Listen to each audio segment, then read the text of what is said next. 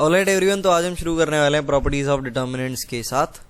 तो ये जो टॉपिक है ना, इसमें हम बहुत सारी अलग अलग तरह की प्रॉपर्टीज देखने वाले हैं जो कि डेफिनेटली आपको याद रखनी होती हैं, जिनका कोई बहुत ज़्यादा लॉजिकल कनेक्शन नहीं होता। मतलब होता तो है बट जेई की दुनिया में नहीं होता। और ये प्रॉपर्टीज बड़ी अलग अलग तरह की होती हैं, आपस में भी कोई खास रिलेटेड नहीं होती। तो याद रखना बहुत इंपॉर्टेंट है। इसीलिए ये चैप्टर जो होता है, देखो इतनी अभी हमने कितनी अलग अलग चीज़ें पढ़ी। अभी हमने ऑर्डर के बारे में पढ़ा, डिटर्मिनेंट को खोलने का फॉर्मूला पढ़ लिया, हमने को फैक्टर और माइनर्स के बारे में पढ़ा। अब हम प्रॉपर्टीज पढ़ने वाले हैं, अलग अलग तरह की प्रॉपर्टीज होंगी यहाँ पे। तो ये सारी चीज़ें याद रखने के लिए ये कंटिन्यूस रिवीजन डिमांड करता है चैप्टर। तो ध्यान रखना, चीज़ों को आपको कंटिन्यूसली रिवाइज करते रहना है। वो मैं थोड़े आने वाले टाइम में समझा दूंगा कैसे रिवाइज करना है इसे बेस्ट पॉसिबल तरीके से। और साथ में कंटिन्यूस प्रैक्टिस भी डिमांड करता है ना, कि टाइम टू टाइम आप इस चैप्टर के सवालों की प्रैक्टिस करते जा रहे हो, क्योंकि बहुत सारी अलग अलग चीज़ें हैं यहाँ पे। जैसे प्रॉपर्टीज पढ़ोगे, अलग अलग तरह की प्रॉपर्टीज आएंगी अभी। और ज़्यादातर स्टूडेंट्स के साथ यही होता है, वो प्रॉपर्टीज में मैशअप हो जाते हैं मैट्रिसेस की, और मैट्रिसेस में और प्रॉपर्टीज आती हैं, उन्हें प्रॉपर्टीज याद ही नहीं रहती है ना। और उनके लिए इसलिए चैप्टर जो है बहुत ज़्यादा टफ बन जाता है, और वो सोचते हैं फिर अब टाइम मिलेगा तब रिवाइज करेंगे। ऐसी सिचुएशन तुम्हारी नहीं होनी चाहिए। पहली बात तो प्रॉपर्टीज को शुरुआत में ही ढंग से समझ लेना, ये एक मस्ट है। उसके बाद रिवीजन और प्रैक्टिस को मेंटेन रखना, ये दोनों चीज़ें ध्यान रखना बहुत इंपॉर्टेंट है। चाहो तो अपनी कॉपी पे कहीं लिख लो और दीवार पे चिपका लो। क्या मैं उन पुराने चैप्टर्स जो मैंने पढ़ रखे हैं, ध्यान रखना दीवार पे चिपका सकते हैं, बहुत इंपॉर्टेंट चीज़ है। क्या मैं उन पुराने चैप्टर्स की कंटिन्यूस प्रैक्टिस और रिवीजन कर रहा हूँ? इसको रोज एक बार देखो और हर एक चैप्टर को रिमाइंड करो जो तुमने ऑलरेडी पढ़ रखे हैं, है ना, बहुत इंपॉर्टेंट है। तो यहाँ पर जो हम शुरू करते हैं पहले प्रॉपर्टीज ऑफ डिटर्मिनेंट के साथ। तो सबसे पहले जो है सबसे आसान प्रॉपर्टी होने वाली है। प्रॉपर्टी से पहले यार डिटर्मिनेंट खड़ा कर लेते हैं। तो यहाँ पर जो ये 3 ऑर्डर का डिटर्मिनेंट है आपका, 3 रोज 3 कॉलम, जो कि हमने पहले से ही पढ़ रखा है। तो सबसे पहले देखो, हमने सीखा था भाई, इन भाई साहब को हम डेल्टा के नाम से भी जानते हैं। एक तो होता है डिटर्मिनेंट, एक होता है इस डिटर्मिनेंट का ट्रांसपोज, जिसको हम डेल्टा टी से डिनोट करते हैं। टी छोटा सा ऊपर टी लगा देते हैं यहाँ पे, और इसको हम बोलते हैं इस डिटर्मिनेंट का ट्रांसपोज। तो इस टर्म को याद रखना, ट्रांसपोज मैट्रिसेस में भी बहुत ज़्यादा आने वाला है। ये भाई साहब जो है, ये बहुत पॉपुलर बंदा है ना, ये शाहरुख खान है इस चैप्टर का। इसको याद रखना बहुत इंपॉर्टेंट है। ट्रांसपोज बेसिकली होता क्या है, देखो ध्यान से देखना। इक्वल टू का साइन में थोड़ा दूर बना रहा हूँ, है ना, क्योंकि जगह नहीं है मेरे पास। तो ट्रांसपोज भी एक डिटर्मिनेंट ही होता है। डिटर्मिनेंट का ट्रांसपोज जो है वो भी एक डिटर्मिनेंट ही होता है। बट बेसिकली उसमें होता क्या है, जैसे ये एलिमेंट है ना, A11 A12, ये ऐसे अरेंज्ड है रो के अलोंग। ट्रांसपोज में क्या होता है, जो एलिमेंट रो के अलोंग अरेंज्ड है उन्हें आप कॉलम के अलोंग अरेंज कर दो। जैसे ये जो मैंने टर्मिनोलॉजी लिखी हुई है, इसमें समझने में मुश्किल होगी, तो मैं एलिमेंट्स को जो है ऐसे लिख देता हूँ। ध्यान से देखना, मैंने इस नोटेशन के साथ एलिमेंट्स को लिख दिया। 1 1 1 2 वो भी सही चीज़ है, बट उसमें मैं अगर उससे समझाऊंगा तो तुम कंफ्यूज हो जाओगे। क्यों कंफ्यूज हो जाओगे उसको हम बाद में देखेंगे, अभी इग्नोर मारो। अभी यहाँ पर देखो ध्यान से मैं क्या बता रहा हूँ। ये डिटर्मिनेंट है, इसको डेल्टा के बराबर में बोला। इसके एलिमेंट्स जो है आपके A1 B1 C1, A2 B2 C2 और A3 B3 C3 हैं, इस तरह से अरेंज्ड अलोंग द रो। हम बात कर रहे हैं ट्रांसपोज ऑफ अ डिटर्मिनेंट के बारे में। तो ट्रांसपोज में सिंपली कुछ नहीं कर रहा है, बहुत आसान है। जो एलिमेंट ऊपर वाले डिटर्मिनेंट के रो के अलोंग अरेंज्ड है ना, लेफ्ट टू राइट रो के अलोंग अरेंज्ड है, उन्हें इधर लगा दो कॉलम के अलोंग अरेंज करके।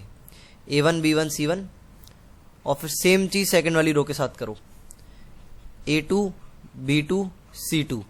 सेम इसको रो 3 के साथ करो, इसके एलिमेंट कॉलम 3 के अलोंग अरेंज कर दो, A3 B3 C3। समझ रहे हो ट्रांसपोज क्या होता है? तो हम कुछ एग्जांपल्स की मदद से जो है इसे समझने की कोशिश करेंगे। एक्चुअल डिटर्मिनेंट्स को लेते हैं और उनका ट्रांसपोज निकालने की कोशिश करते हैं। मान लो ये तुम्हारा डेल्टा दे रखा है, delta is determinant over here, और तुमसे पूछा है कि डेल्टा टी दैट इज इस डिटर्मिनेंट का ट्रांसपोज जो है वो कैलकुलेट करो। तो तुम कैसे करोगे? सिंपल है, देखो जो पहली रो के अलोंग एलिमेंट है उन्हें पहले कॉलम के अलोंग अरेंज कर दो, जो दूसरे रो के एलिमेंट है उन्हें दूसरे कॉलम के अलोंग अरेंज कर दो, जो तीसरे रो के अलोंग एलिमेंट है उन्हें तीसरे कॉलम के अलोंग अरेंज कर दो। सिंपल। तो बड़ा ही इसका इजी पैटर्न होता है, पैटर्न बिल्कुल याद होना चाहिए। जैसे ये 1 2 3 इस लाइन में है, तो इन 1 2 3 को वर्टिकल कर दो, 1 2 3। ये 4 5 6 इस लाइन में है, इनको वर्टिकल कर दो, 4 5 6। ये 7 8 9 इस लाइन में है, इनको वर्टिकल कर दो, 7 8 9। समझे?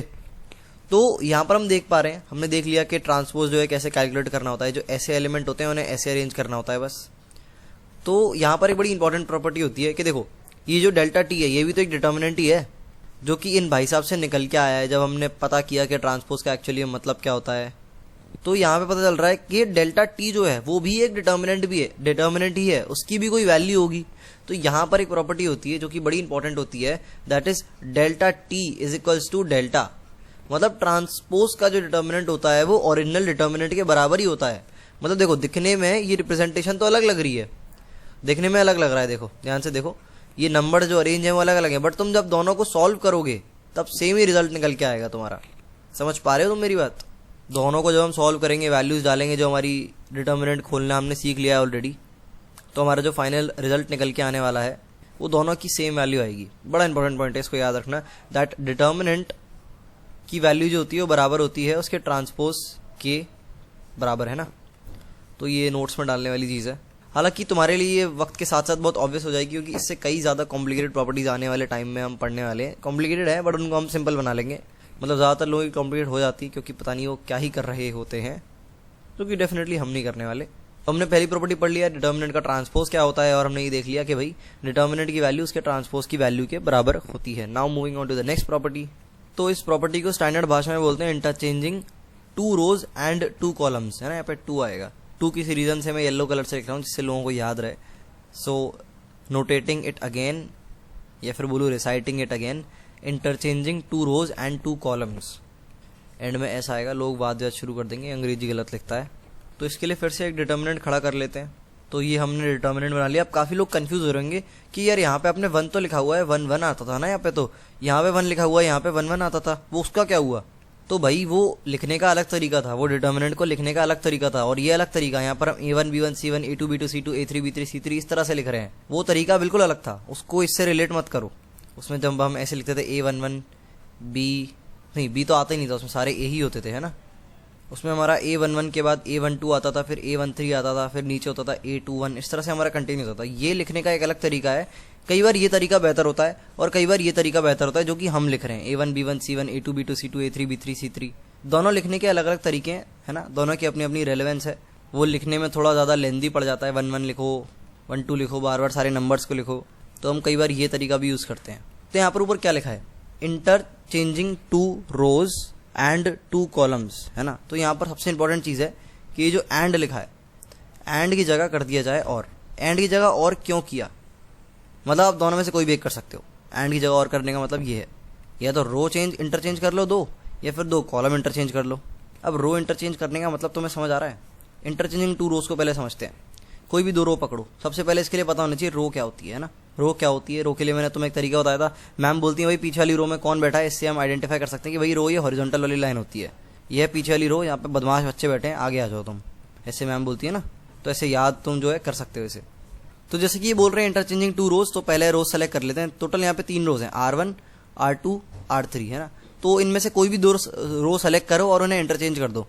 मैं सेलेक्ट करता हूँ यहाँ पर अपनी R2 रो और R3 रो, और इन दोनों को मैं कर देता हूँ इंटरचेंज। अब ऐसा ही तो बोल रही है हेडिंग, भाई जो इन लोगों ने बोला वही कर रहा हूँ मैं, कुछ अपना नहीं डाल रहा इसमें। तो ऐसा करने के बाद, इंटरचेंज करने के बाद हमारे पास ये आ गया। So after interchanging we get this.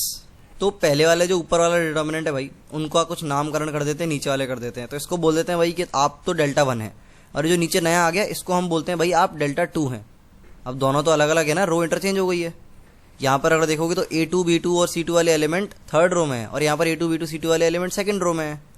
तो यहाँ पर भाई प्रॉपर्टी क्या कहती है, जब आप कोई भी 2 रोज को इंटरचेंज करते हो या फिर 2 कॉलम को, अभी हमने रोज इंटरचेंज करी है, कॉलम को भी इंटरचेंज करके अभी हम देख लेंगे। तो प्रॉपर्टी कहती है कि जब भी आप 2 रोज को इंटरचेंज करते हो तो डिटर्मिनेंट की वैल्यू तो वही रहती है, बट उसका साइन बदल जाता है। ध्यान से देखना, यहाँ पर आपका डेल्टा 1 जो है वो होगा माइनस ऑफ डेल्टा 2 के बराबर। समझ रहे हो, मैग्नीट्यूड वही रहा बट साइन बदल गया। तो इसको हम एक प्रॉपर्टी की असली डिटर्मिनेंट की मदद से समझेंगे। इसमें असली नंबर्स भरे हुए होंगे हमारे, तो यहाँ पर बना लेते हैं। तो ये रहा हमारा बेसिकली डिटर्मिनेंट, इसको हम भाई डेल्टा के नाम से जानते हैं। और इसमें हम क्या करते हैं, R1 है, ये R2 है, ये R3 है। फिर से हम R2 और R3 को इंटरचेंज कर देते हैं। तो तुम ध्यान से देखोगे तो ऊपर वाला डेल्टा 1 है, नीचे वाला अलग है। मैंने उसमें R2 ऊपर वाले में, जब मैंने R2 और R3 को इंटरचेंज किया तो मेरे पास नीचे वाला डिटर्मिनेंट आ गया। ध्यान से देखो, ये जो 7 8 9 वाली लाइन है ये हमारे नीचे वाले डिटर्मिनेंट में 3rd नंबर पे है। तो ये जो है हमारी भाई डेल्टा 2 के बराबर हो जाएगी। अब इस डिटर्मिनेंट की रोज अलग है देखने में, ये R1 है, इसके लिए R2 है, ये इसके लिए R3 है। दोनों की डेल्टा 1 और डेल्टा 2 की R2 और R3 जो है दोनों अलग अलग हो गए एक दूसरे से। अब हम जब डेल्टा 1 और डेल्टा 2 को कैलकुलेट करेंगे, इनकी वैल्यू कैलकुलेट करेंगे अपना प्रॉपर फॉर्मूला लगा के, जो कि होगा यहाँ पर 1 मल्टीप्लाइड बाय 9 माइनस 16, फिर आ जाएगा माइनस का 2 मल्टीप्लाइड बाय 7 माइनस कितना आ जाएगा भाई, फिर से 16 आ जाएगा यहाँ पे। उसके बाद हमारे पास आएगा 4 मल्टीप्लाइड बाय कितना आ जाएगा 14 माइनस 18, है ना। ये फॉर्मूला सबको याद है ना, प्लस माइनस प्लस, और हम किस तरह से करते थे सारी चीज़ें। देखो ऐसे मैंने जल्दी लिख दिया ना, ऐसे तुम्हें लिखना है, क्योंकि मैंने इतनी बार डिटर्मिनेंट्स को सॉल्व कर लिया है कि अब मैं देख के ही सीधे लिख पा रहा हूँ इस फॉर्मूले को। सिमिलरली यहाँ पर जो है हम कैलकुलेट कर लेते हैं एक बार इसे, 1 मल्टीप्लाइड बाय 16 माइनस 9, फिर आएगा माइनस का 2 मल्टीप्लाइड बाय यहाँ पर आ जाएगा 16 माइनस 7, फिर आ जाएगा प्लस का 4 मल्टीप्लाइड बाय 18 माइनस 14। ध्यान से देखोगे तो सिंपली तो क्लियरली नजर आ रहा है कि दोनों में बस साइन का अंतर है। अगर मैं डेल्टा 1 में नेगेटिव साइन का मल्टीप्लाई कर दूं, है ना, पूरे में अगर बाहर माइनस साइन लगा दूं तो ये भाई साहब बन जाएंगे जो कि डेल्टा 2 है। ध्यान से देखो, यह 9 माइनस 16 है, 16 माइनस 9 है, ये 7 माइनस 16 है या 6 माइनस 7 है, यहाँ पर 14 माइनस 18 है या 18 माइनस 14 है, बस एक साइन के फ्लिप का अंतर है। I you able to understand what I am trying to say? ये क्लियरली नजर आ रहा है यहाँ पे कि भाई delta 1 is equals to minus of delta 2, मतलब एक रो को इंटरचेंज करने से डिटर्मिनेंट का साइन बदल गया। तो यहां पर हम कह सकते हैं भाई delta 2 is equals to minus of delta 1। समझ पा रहे हो मेरी बात? बड़े ध्यान से, बहुत इंपॉर्टेंट प्रॉपर्टी है, ध्यान रखना।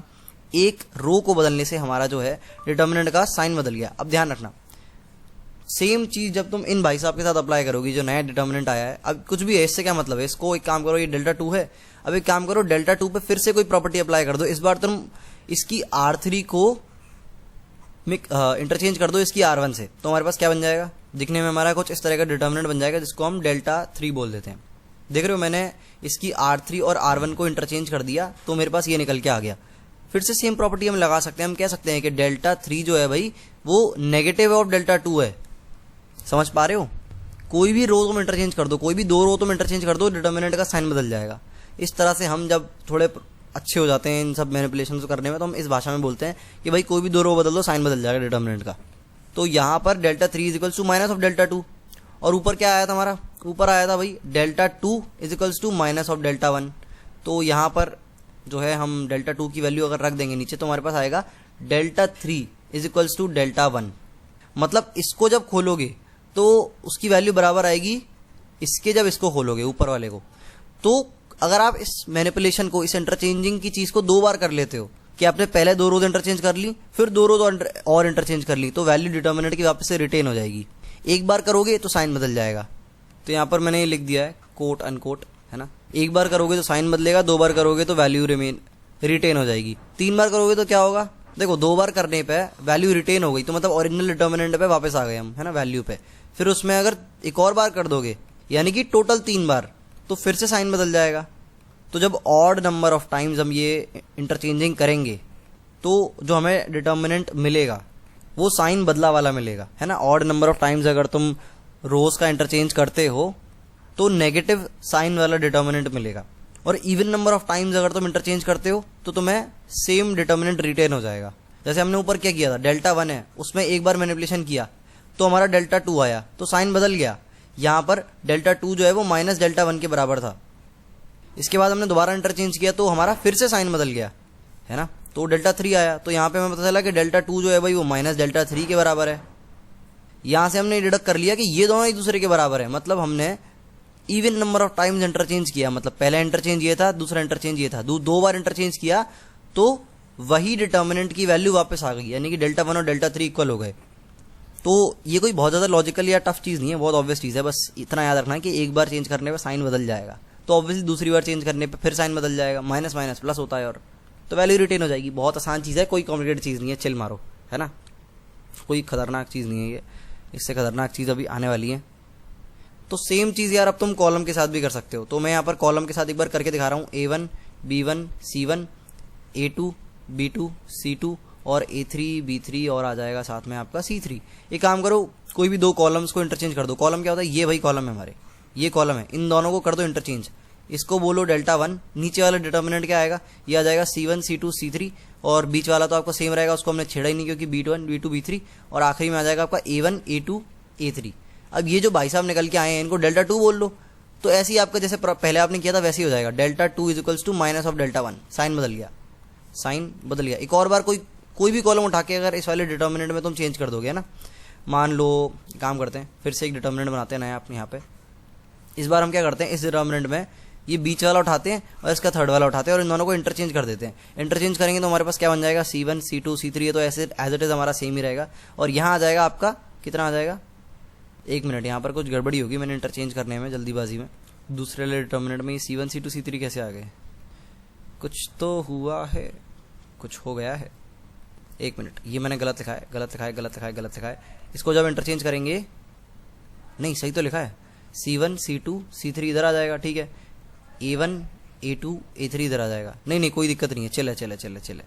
तो यहाँ पर जब हम इंटरचेंज कर रहे हैं, हमने क्या किया था, हमने इन दोनों को इंटरचेंज किया था। ऐसा होता है कई बार छोटी मोटी टाइपोज हो जाती है ना, तो बता दे रहा हूँ, कहीं भी अगर टाइपोज हो जाती हैं, छोटी मोटी मिस्टेक्स अगर हो जाती हैं कैलकुलेशन वगैरह की, तो तुम्हें कमेंट सेक्शन में मिल जाएंगी, पिंड कमेंट में।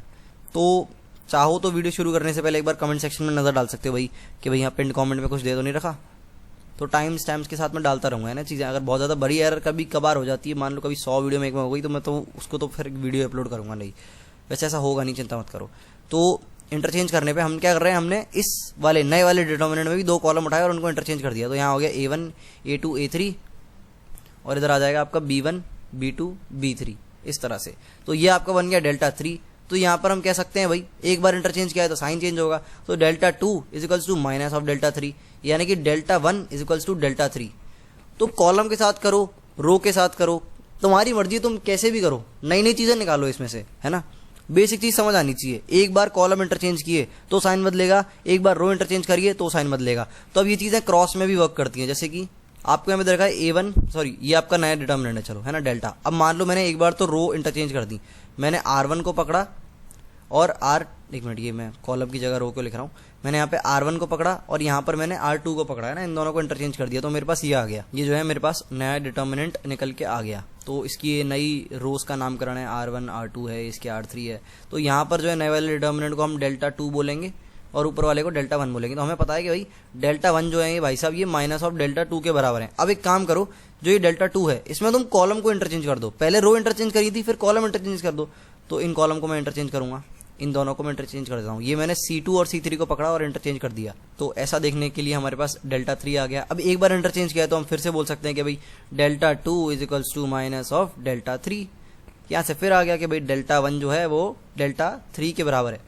तो जब मैं बोलता हूँ कि इवन नंबर ऑफ मैनिपुलेशंस तुम करते हो तो वो रो और कॉलम दोनों के ही, है ना, दोनों के मिला के बोल रहा है वो। यहाँ पर इवन नंबर ऑफ मैनिपुलेशन किए, एक रो का था एक कॉलम का था, तो वापस से वैल्यू रिटेन हो गई, है ना, डेल्टा 1 वापस से उसकी वैल्यू रिटेन हो गई जब हम डेल्टा 3 पे पहुंचे। अगर ऑड नंबर्स होंगे, किसी के भी हों, रो के हों या कॉलम के इंटरचेंज के हों, तो नेगेटिव साइन आ जाएगा, है ना। ध्यान रखना, रो से रो को ही इंटरचेंज करते हैं, कॉलम से कॉलम को ही इंटरचेंज करते हैं, ऐसा मत कर देना भाई, ध्यान रखना। इसके लिए मैं एक बड़ा सा रेड क्रॉस लगा देता हूं, ऐसा मत कर देना कि तुम कॉलम को रो से इंटरचेंज कर दो, है ना। ये देखो, जैसे कि यहां पर मैं गलत चीज करके दिखा रहा हूं, सावधान रहें, सतर्क रहें, गलत चीज करके दिखा रहा हूं। A1 A2 A3, तुम मतलब पेपर में बैठे हो सोचने लग जाओ, 1 मिनट, A1 A2 A3 नहीं आएगा, यहाँ पर A1 B1 C1 आएगा, A1 B1 C1। ऐसा मत करना कि यार आज ना बढ़िया तिकड़म लगाते हैं, सवाल सॉल्व करते हैं, ये R1 दे रखा है और ये हमारा C2 दे रखा है, इन दोनों को एक काम करते हैं, इंटरचेंज कर देते हैं। ये R1 है, ये C2 है, इन दोनों को इंटरचेंज करते। कैसे करोगे इन इंटरचेंज, दिमाग से पैदल हो क्या? रो और कॉलम को इंटरचेंज एक दूसरे से नहीं कर सकते। ये भाई सावधान रहें, सतर्क रहें। एक और बार मैं जो है क्रॉस लगाता हूँ गंदे से कलर वाले पेन से, वैसे इतना गंदा भी नहीं है बट स्टिल, है ना। एक और बार लगाता हूँ क्रॉस एक और पेन से, एक और बार लगाता हूँ क्रॉस एक और पेन से, 3 बार क्रॉस लगाया। रो को कॉलम से इंटरचेंज मत कर देना, कॉलम को कॉलम से इंटरचेंज करते हैं, रो को रो से इंटरचेंज करते हैं। इतनी देर से कर रहे हैं ना, चाहो तो उसको अलग से लिख सकते हो। वैसे ठीक है यार, ये ऑब्वियस हो जाएगा तुम्हारे लिए, कोई दिक्कत नहीं है, जरूरत नहीं है इतना लिखने की, but still if you want अपने नोट्स में उतार सकते हो तुम। बाकी मैंने एक इंपॉर्टेंट बताई थी रिवाइज वाली और प्रैक्टिस वाली, वो तुम्हें दीवार पर लगानी है ना, ये इंपॉर्टेंट है। तो भाई ये हमने बहुत ही बेसिक कुछ प्रॉपर्टीज होती हैं पढ़ ली हैं और अच्छे स्टडी कर ली, एग्जाम्पल ले लिए उनके बहुत सारे, है ना। 20 मिनट तक स्टडी कर ली, इनफ टाइम दे दिया इन प्रॉपर्टीज को। मिलते हैं अगली वीडियो में।